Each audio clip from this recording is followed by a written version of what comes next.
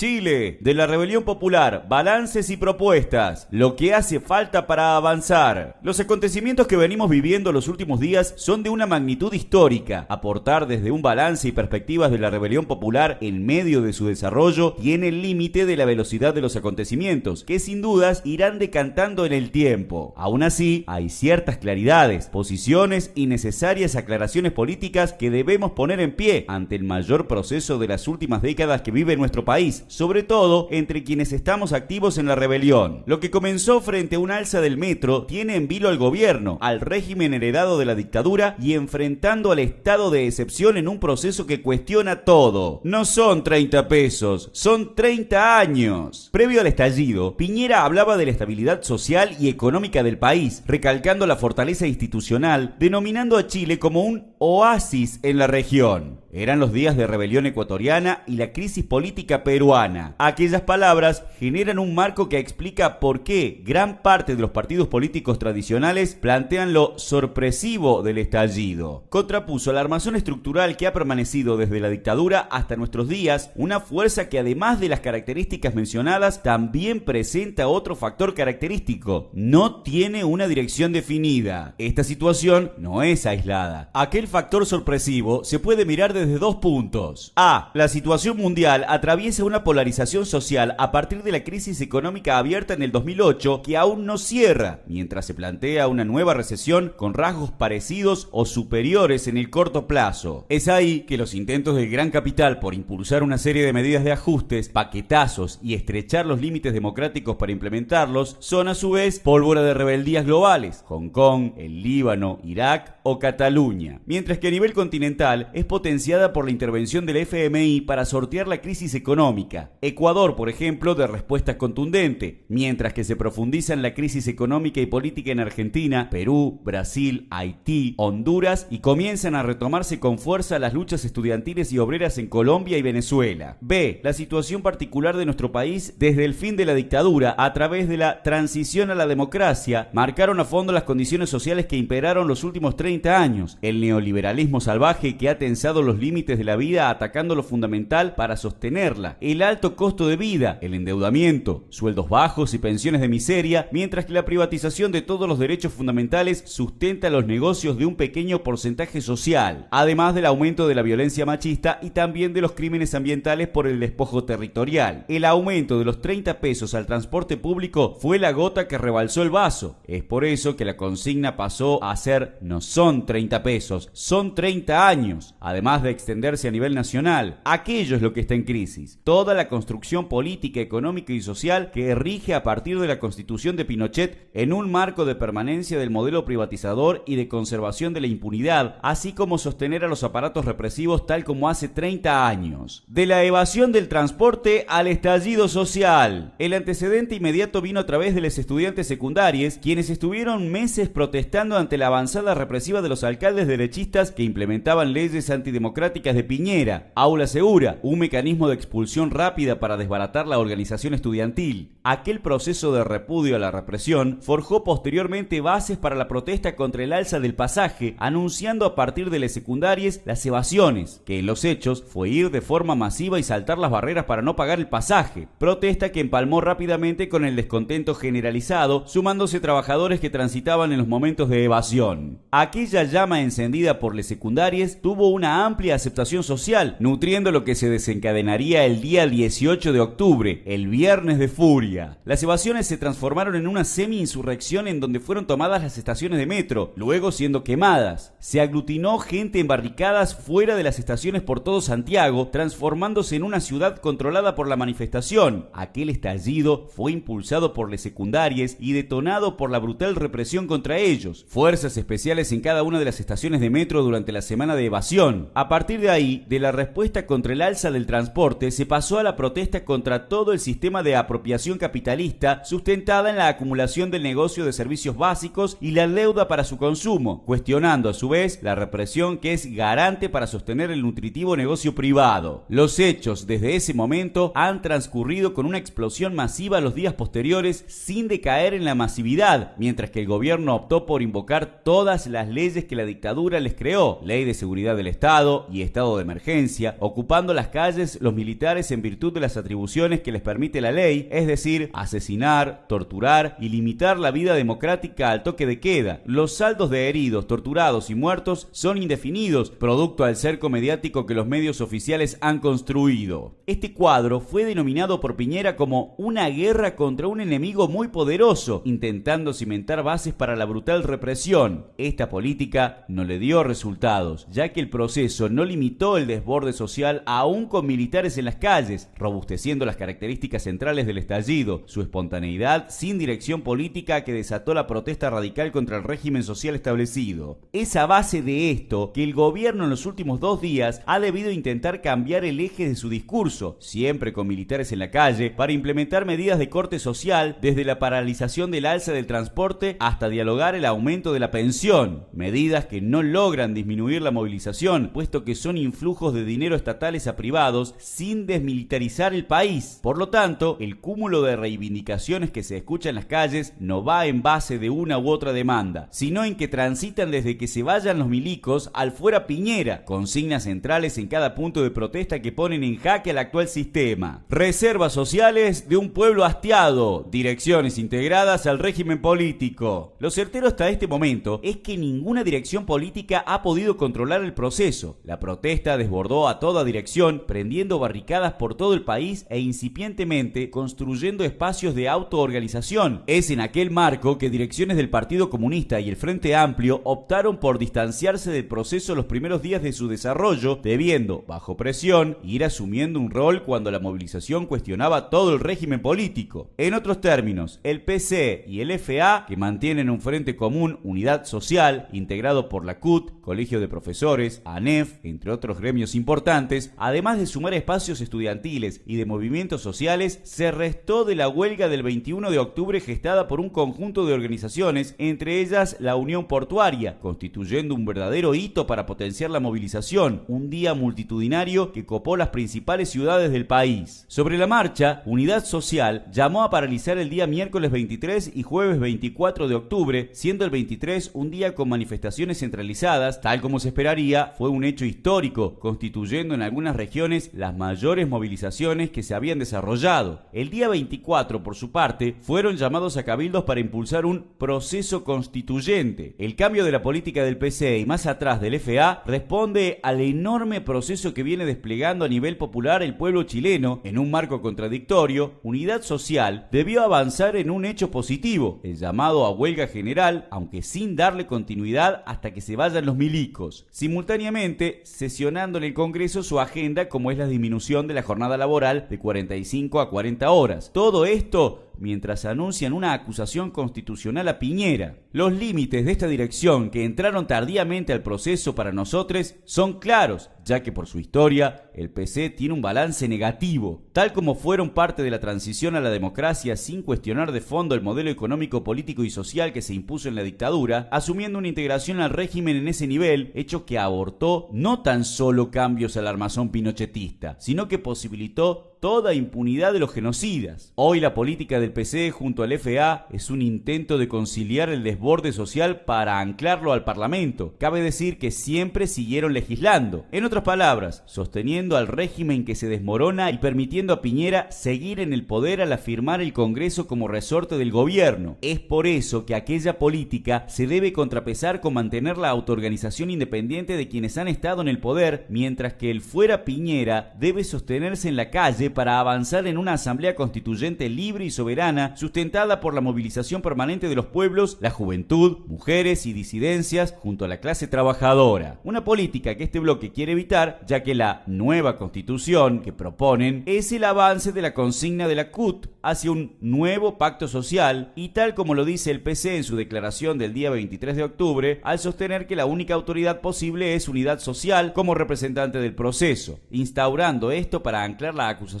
constitucional contra Piñera, es decir, mantenerse en los marcos del Parlamento con los mismos de siempre. Que caiga el estado de excepción, Piñera y todo el régimen pinochetista. Hace falta una asamblea constituyente libre y soberana. Lo que se viene dependerá de la fuerza social en permanecer en la la movilización masiva que se ha expresado sin ningún llamamiento, a su vez permeando con exigencia en mantener la huelga general efectiva para echar a los milicos y que caiga Piñera, tareas inmediatas que clama el pueblo movilizado. Es sobre aquello que debemos comenzar en cada instancia de autoorganización nacido al calor del proceso un desarrollo deliberativo de cómo pensar el país, evitar con la fuerza social que ha imperado que las direcciones del PC y el FA mantengan la posibilidad de guiar la revuelta popular por intermedio del Parlamento, ya que seguiríamos inmersos en los parámetros antidemocráticos de la herencia de la dictadura. Por lo tanto, en lo inmediato, planteamos mantener la continuidad de la huelga, proponer las instancias de autoorganización como base de un proceso constituyente en donde discutamos todo, desmantelando la herencia pinochetista y fundando un nuevo país a partir de reivindicaciones sociales que nos impulse a una salida socialista, que caiga Piñera y todo el régimen heredado de Pinochet, asamblea constituyente libre y soberana en la cual impulsamos de forma propositiva juicio y castigo con cárcel a todos los genocidas de ayer y hoy, apertura de todos los archivos de la dictadura, no a los pactos de silencio, desmantelamiento del ejército de Pinochet, escalafón único y con derecho a la sindicalización de todas las ramas del ejército y policiales, democratizar el sistema judicial, jueces y fiscales electos por voto universal con mandatos limitados y revocables y juicios por jurados populares. Basta de privilegios para los políticos, que todos los funcionarios y representantes ganen como un trabajador, estatización de los derechos básicos, agua, energía, transporte, educación y salud bajo control social y de sus trabajadores, sistema único, no sexista estatal y gratuito de salud y producción pública de medicamentos, educación no sexista, estatal, gratuita y de ingreso universal, vivienda digna, de acceso universal sin negociado de especulación inmobiliaria, condonación de todas las deudas individuales y sociales, fin a las AFP por un sistema de reparto solidario y tripartito administrado por pensionades y trabajadores, sueldo mínimo al costo real de la vida, 500.000 pesos líquidos, no a las reformas de precarización laboral, anulación de los contratos basura y pase a planta de los contratados, no a la extensión de la edad jubilatoria ni a la privatización del sistema, reconvertir los planes sociales en empleos efectivos y con salarios dignos, derecho a la sindicalización a todas y todos quienes trabajan, sindicatos por ramas sin injerencia estatal, estatización de todos los recursos naturales, administración social y de quienes trabajan, contra el extractivismo y la contaminación del agua, la tierra y el aire, prohibir la megaminería, el monocultivo y los agrotóxicos, por una agricultura ecológica y el desarrollo de industrias no contaminantes, reconversión productiva de las industrias contaminantes y laboral profesional de sus trabajadores con garantía de continuidad salarial por parte del Estado, soberanía y autodeterminación de pueblos y territorios en resistencia,